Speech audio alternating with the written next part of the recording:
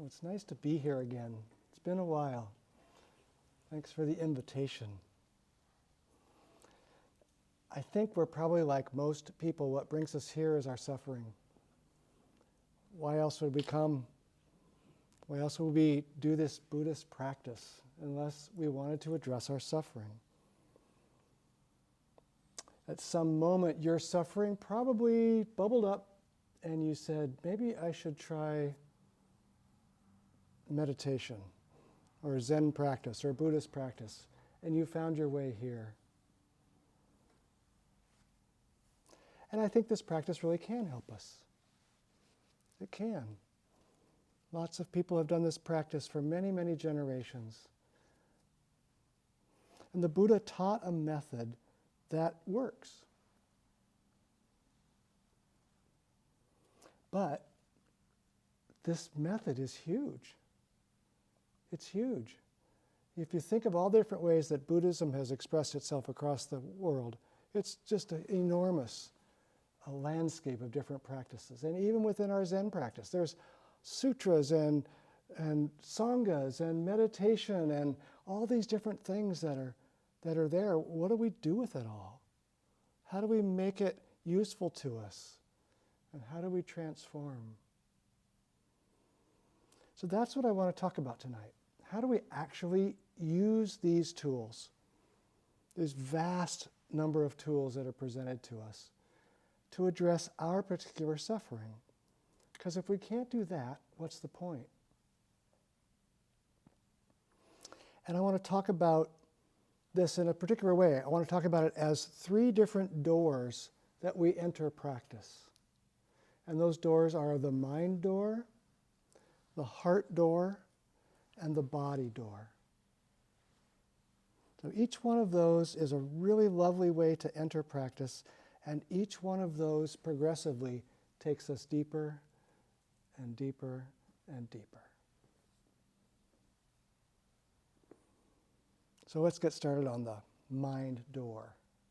And we start on the mind door because this is usually the way we enter into practice.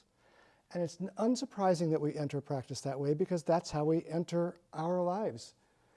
We humans have these amazing minds, and we've used them to create quite a world.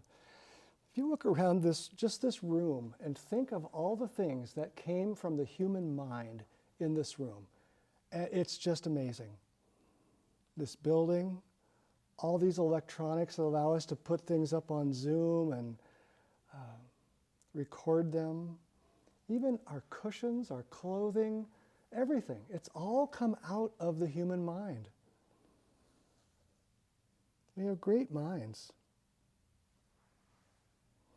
And that's certainly the way I came into practice, was through the mind door. I remember really clearly, I was at a Quaker retreat, and we had a bookstore at this retreat, and I went into the bookstore and I saw Pieces Every Step by Thich Nhat Hanh, and I'd never heard of him before. And I picked up this book and I went, oh, wow.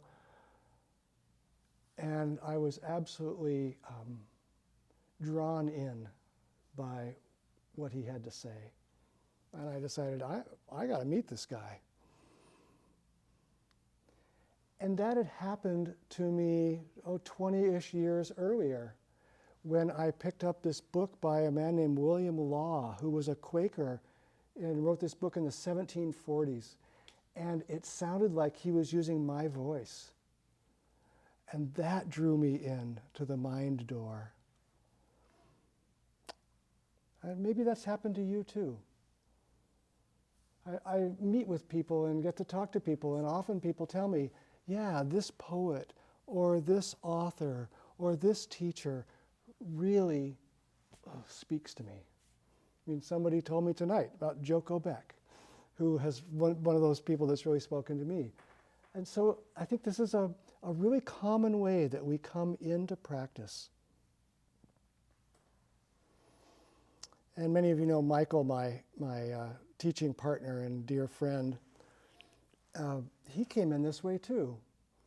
He made a study of the world's religions. He really picked it up, just wanted to know, what have all these people been teaching all these years? I got to know this. And he opened up the mind door. So when that kind of intellectual aha strikes you, I hope that you can allow yourself to really feel that joy of the mind door opening and follow it. Don't hesitate. Keep going. Read, study. I think about when I started the practice and when I finally did get to meet Thich Nhat Hanh, that was an extension of the mind door. I just absorbed everything that he said and did. I watched him closely and watched the other teachers closely. It was so wonderful. So if that happens to you with practice, then give yourself permission to learn the sutras, to chant the chants, to do all these things that we do, acquainting ourselves with the teachings of the old Zen masters, all this stuff that comes into our minds. Please do it. It's wonderful. Just wonderful. All right. It's been a joy for me, and it continues to be a joy. I've got probably 3 full bookcases full of books on contemplative practice.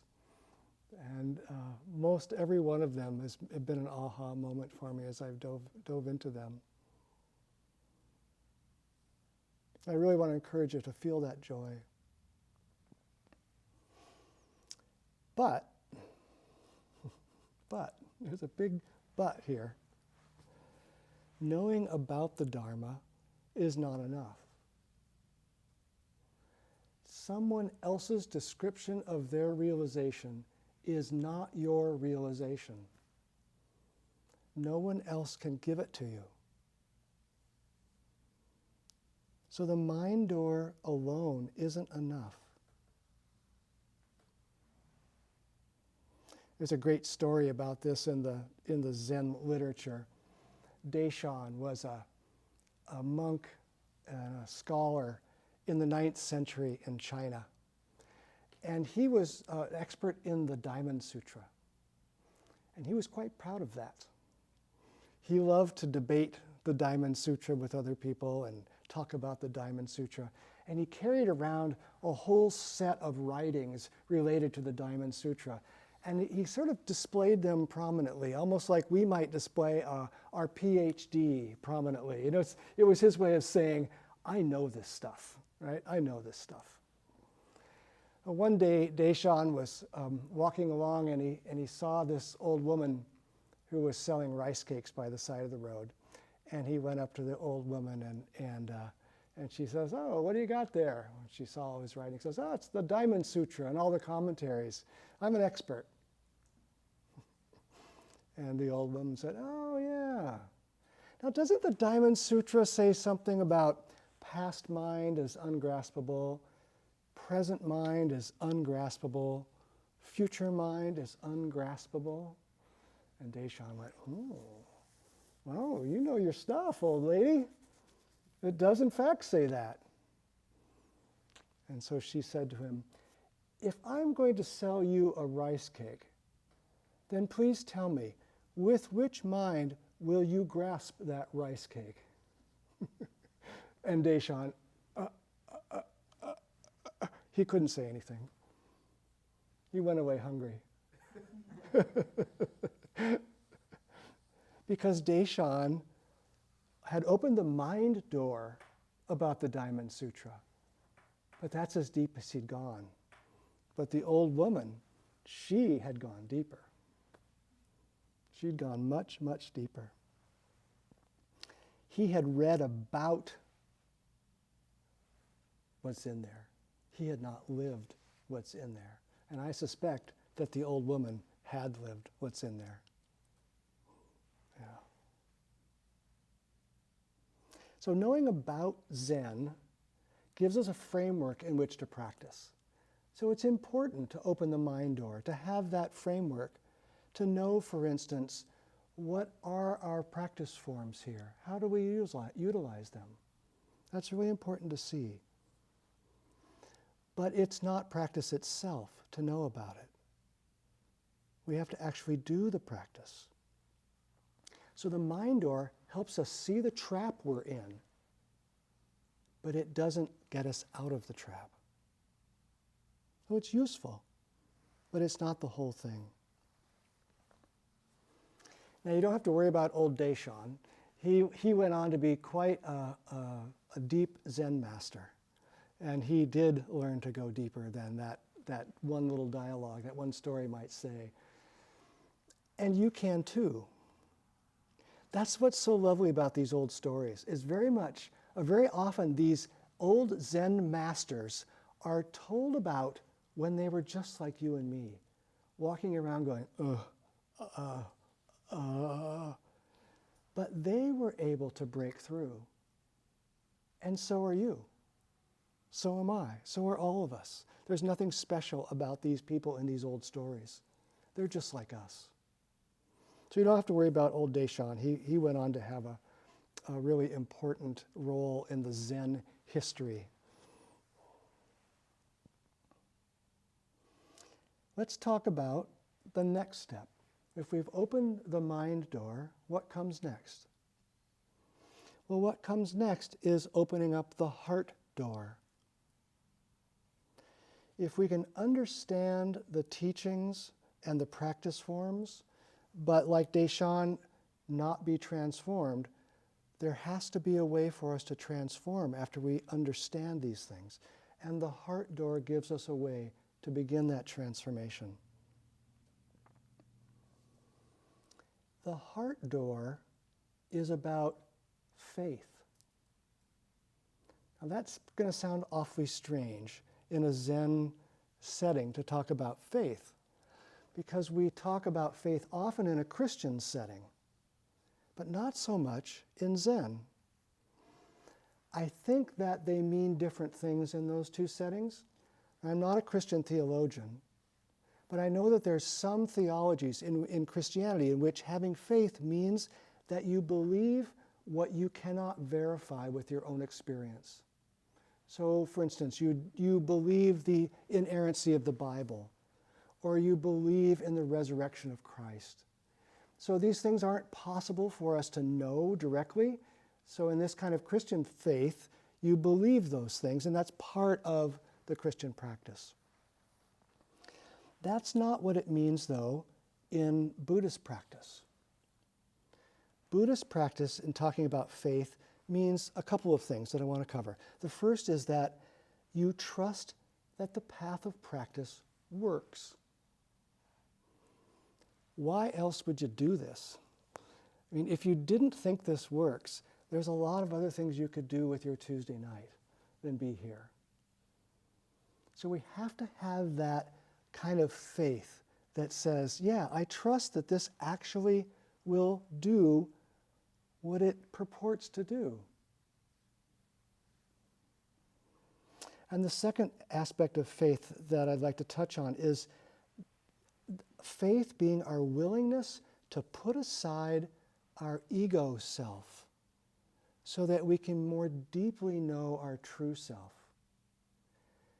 That takes some faith, because our ego self is really what our whole culture is built around. Who am I? How do you see me? What am I protecting from vulnerability from you? All these things that our ego mind is doing. Faith in a Buddhist context says, I'm willing to lay that aside so I can be more deeply in touch with my true self. And that takes some faith. Without faith, it just looks like a loss to let your ego self go. But with this kind of faith, it's okay, I trust this is part of what Buddhist practice does and how it works. And I'm going to have faith in that. But Buddhist faith means some things that we don't want to get confused about. For instance, it doesn't mean that you believe what other people tell you, like me. Right? It doesn't mean that you take what I say to be the truth. Instead, you take what I say and try it out and learn for yourself whether it's true. But don't take my word for it. You don't want to blindly follow a teacher. That's not the kind of faith we want to foster here. We want you to come back to your own wisdom, to your own ability to touch deep truth and test this practice out. Test what I say out. Don't take it on faith from me.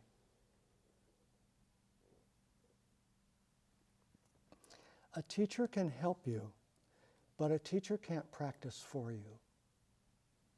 A teacher can help you see the typical stumbling blocks on the path, but you have to walk the path. Teachers don't do that. A teacher can only remind you of what your true self already knows.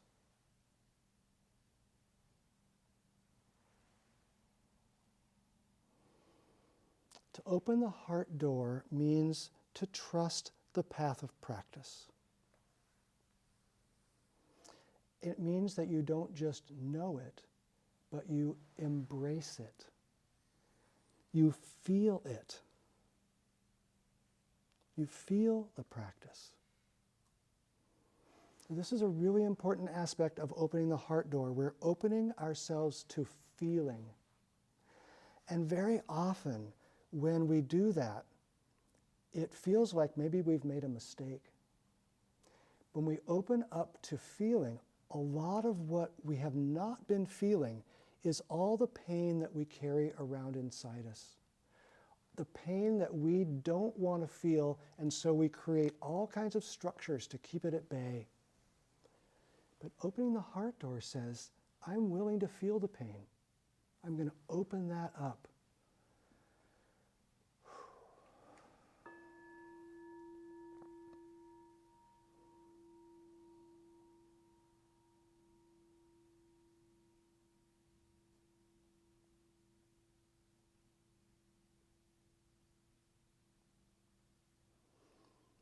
Feeling the truth of your pain is always better than not feeling your pain.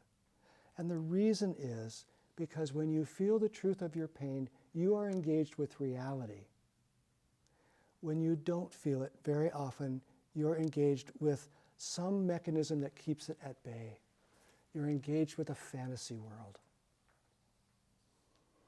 And look at our politics nowadays. It's really around being engaged with a fantasy world. And that's not reality. That's not living.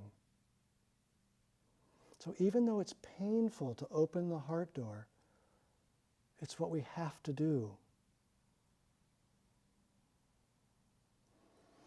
And there's another aspect about feeling and opening the heart door that's equally important.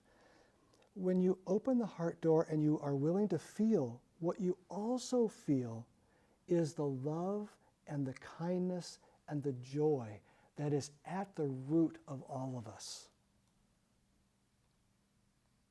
Under all our messiness is love. Under all our pain is loving kindness. It is there. It's the fragrance of our true self. And it is so lovely to be able to feel that. I like to think of love as the thing that holds this whole interbeing together. We can't touch this deep practice without feeling the love and the kindness. And many of us have spent our entire lives behind a wall of judgment and hatred and pushing away. And opening the heart door means being willing to let go of all those things we've been doing to hold the world at bay in the hopes that we're going to protect ourselves. So we feel the pain of those things, but we also feel the joy and the loving kindness and the love that's underneath all that when it falls away.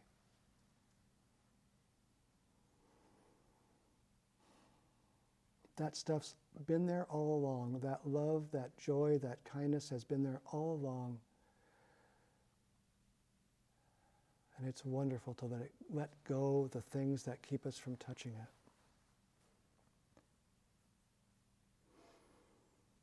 Okay, let's look back a little bit.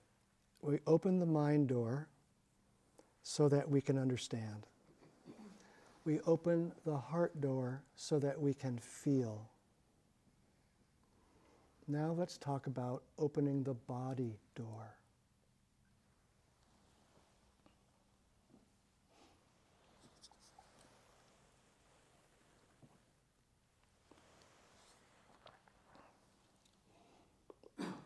Opening the mind door and opening the heart door make it possible to open the body door. At least that's been my experience and how it's unfolded for me. I imagine that there are other practices in which you start with the body and that might be the way to open practice first. But the way it's unfolded for me that I know is to open first the mind and then the heart and then the body. When we open up the body door, we let go of all the attachments we have with our thoughts and stories from the mind door, from the feelings and emotions we have from the heart door, and we simply live. We simply live. We're anchored in this one precious body that we're given. Opening the body door means that we actually embody the practice. And that seems like it might be a trivial statement to make, right? To open the body door means we embody the practice. But I don't think it's trivial at all. In fact, I think it's quite difficult to open the body door and embody practice. So, for instance, we're all here because we know something about this practice form, right? We have opened our mind door to that practice form, and we've understood it to one degree or another, and we probably have opened our heart door to that practice and learned to embrace it and say, yes, I will feel this. I will make this a part of my life. But just think about tonight coming in here. How many of us actually embodied that practice tonight while we were sitting, while we were arriving? For instance, we know that part of our practice is when we get here to bow as we come to the space, to honor the sacredness of this space and the sacredness of the Sangha. Did we do that? Part of our practice is to bow to our cushion, the seat of our awakening, the seat of awakening of our ancestors that have sat just like us on this cushion and woken up. And we bow with gratitude for our cushion or our chair. Did we do it? Maybe, maybe not. How about, following our breath during our meditation? Did we follow? If I'm really practicing, if I really am embodying the practice and I'm following my breath and I'm counting my breath, I have to be very clear with myself. For instance, I can breathe in, out, and then drop one in there.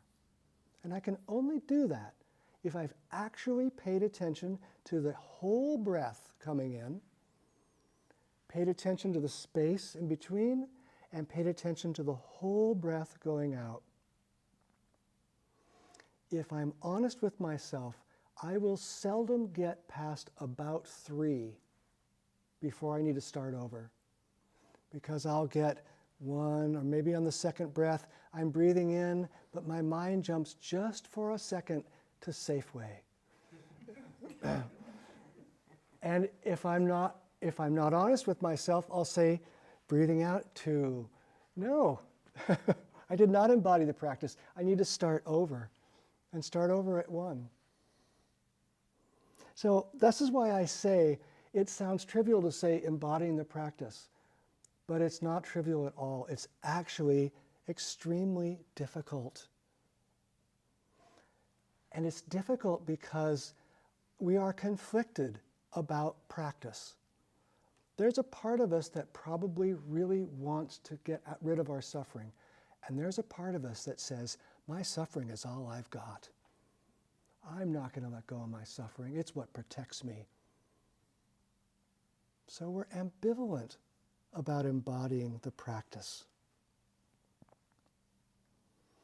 Maybe part of the reason we don't embody the practice is that we haven't fully opened the heart door. Maybe we haven't fully embraced it yet, and we remain somewhat skeptical. I know this has happened for me, and other people tell me it's happened for them, where we say, I really love that sitting meditation, but that walking meditation, I don't know, I'm not going to do that.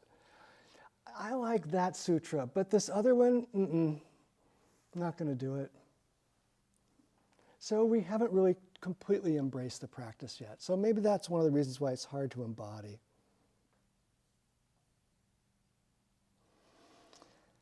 Opening the body door is very hard to teach. I don't know how to get it across. I really don't. I don't know how I learned to do it, and I'm learning to do it. I'm not saying I do it perfectly at all. But I think what I can do is turn back to some of these old Zen stories. I think they are really pointing us towards opening the body door. So I want to turn back, first of all, I want to turn back to the story about Deshan and the old woman selling rice cakes. Because in Zen stories, whenever you hear mention of an old woman, you can be sure it's somebody who's opened the body door. Right? The old woman is not the fool like Deshan is. The old woman is the one who's actually opened the body door. And how do we know that? Because of the qualities that she displays. Deshan is displaying the quality of, look at me, I'm an expert. Look at me, everybody.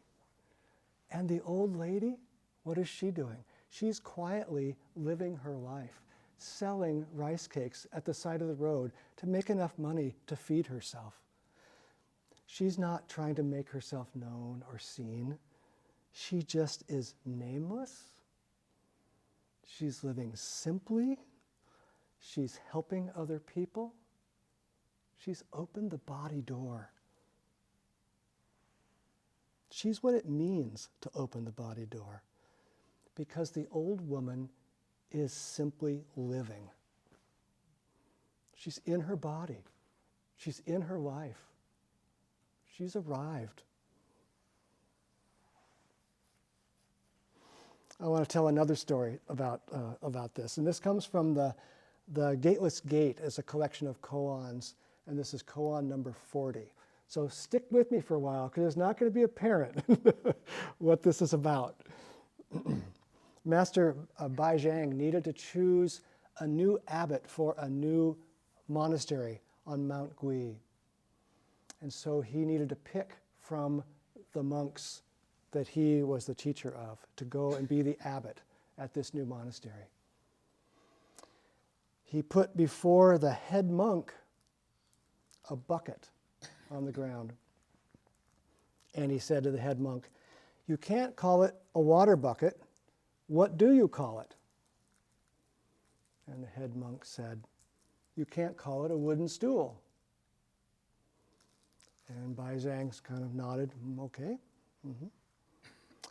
Bai Zhang put that bucket now in front of the assistant cook, the one who barely can even get into the meditation hall. And he said to the assistant cook, "You can't call it a water bucket. What do you call it?" And the assistant cook kicked over the bucket and walked out. And Master Bai Zhang smiled, and he made the assistant cook the new abbot of Gui Monastery. So what's this mean? What's this mean? When the head monk responded to that question, "You can't call it a water bucket. What do you call it?" He said, "You can't call it a wooden stool." Now the question that the master asked came from the mind door. He said, "What is this thing? What is the concept of this thing? You can't call it the concept we say it is. What is it?" And the head monk responded with another concept. It's not a stool. Okay, so the master saw that he understood opening the mind door.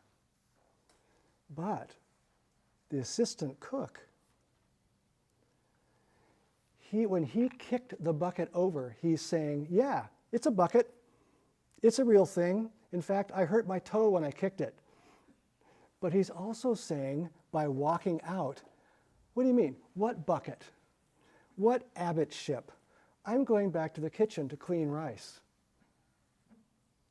He is embodying the body door. He's saying, all these concepts, okay, that's fine. Let's get back to the real thing. I'm going to clean the rice. So that assistant cook became Guishan, who was one of our Zen ancestors. So another example of the fool is the wise one here.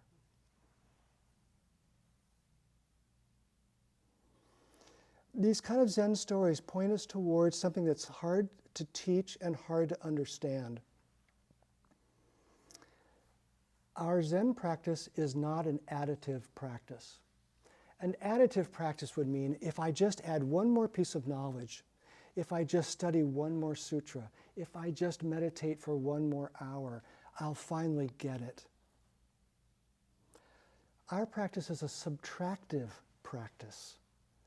It means that all the things that keep us from seeing our true nature, which is right here, right now, we just take one away after the other, after the other, after the other, until we are like the old woman sewing the rice cakes and the assistant cook kicking over the bucket.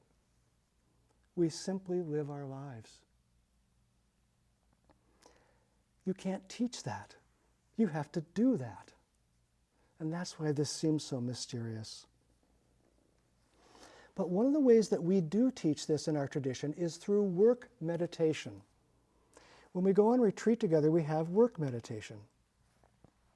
And partly that's because we need to actually run the retreat. There needs to be someone in the kitchen. There needs to be someone cleaning the zendo. But really what that work meditation is primarily teaching us is that our activity is awakening. If our job is to sweep the zendo, we aren't holding a broom in our hands, sweeping the zendo, having a job to do while we think of something else. We are simply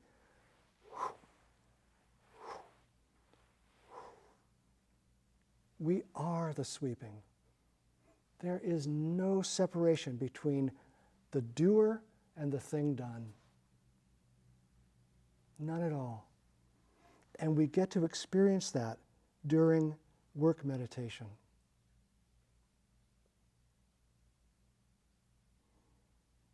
So it's not easy to learn, but we can do it right here in this room. When we're walking, for instance, we are just walking. That's all. It's not little John here walking around with other people. No, it's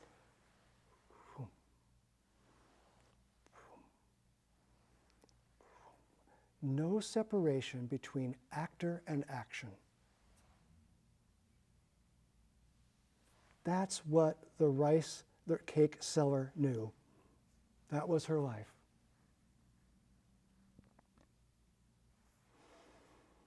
This is the insight of opening the body door. We can understand the things with our mind, we can feel the things in our heart, but if we simply put that in a bucket and carry it around with us, we will not wake up. We have to be willing to kick that bucket over and live our lives directly.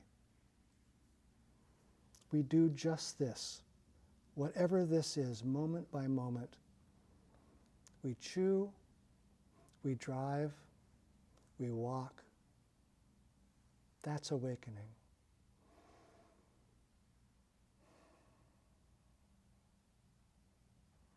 Stepping through the body door is stepping into freedom.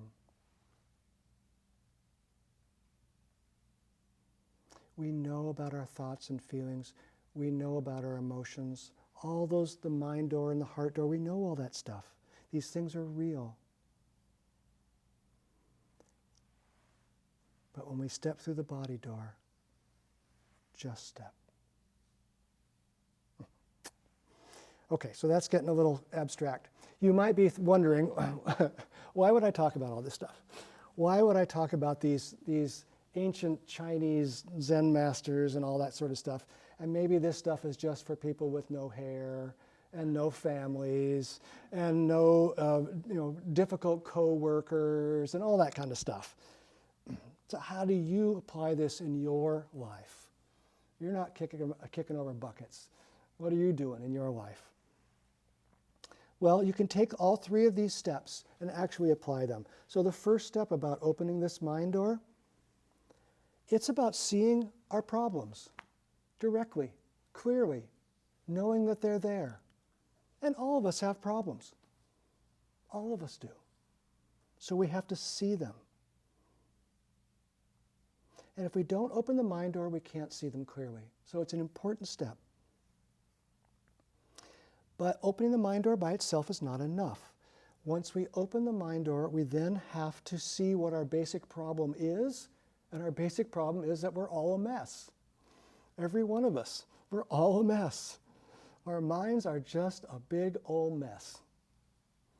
So the next thing we have to do then is open our heart door and be willing to feel this immensely messy life and mind that we have. Doesn't mean there's something wrong with you. It's actually good that you see it.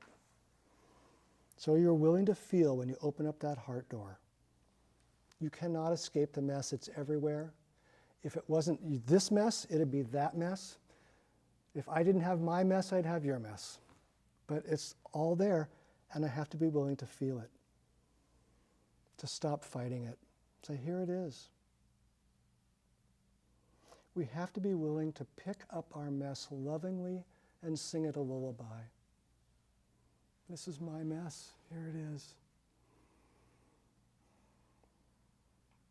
I think of the words of Chief Joseph when he said, I will fight no more forever. That's what picking up this mess of ours is and holding it with love. I will not fight you anymore. Here it is. And then when we've done that, we can open the body door. We can step right in and inhabit this body and live this life. What else can we do? You'll notice in our sutra book, you'll see examples of this is what the Zen masters are trying to teach us to do. Like the poem by Shitao that says, I built a grass hut where there's nothing of value. After eating, I enjoy a nap. This is exactly opening the body door. He did what he needed to do. He cooked his meal, he built his shelter, he laid down, he took a nap. Opening the body door. Thich Nhat Hanh expressed it so simply when he said, present moment, wonderful moment. If we can see this moment clearly, if we can embrace this moment, it is a wonderful moment. And all we have to do is just step into it. And I'm thinking of one of my teachers, Barbara, who some of you have met. She's having lots of health difficulties right now. And she's been unable to walk for some time and had some surgeries that didn't go well. And so what she told me that she does is when she's waiting there in this big brace she has to wear, she calls the immobilizer, she says, well, here I am. It's just this. This is my life in this moment. That's the way she opens the body door. I want to leave you with a question. When you face the conditions of your life, when you know what they are, when you embrace them, how can you then open the body door? How can you let go of the struggle against your life as it is and live happily in the present moment. It's not a question you'll answer once. It's a question you have to answer moment after moment after moment. But what's the alternative? To just be locked in suffering until we die. Thank you all for your kind attention. I really appreciate it. I know I've taken you to some pretty abstract places, and I hope that it's useful. I take you to the abstract places because I want us to know that we're not the first people to face this. Other people have faced it, and it's so hard to communicate it. And they're just encouraging us to say, you've got to do this for yourself. You've got to do this yourself. We can't give it to you. So, thank you for your patience.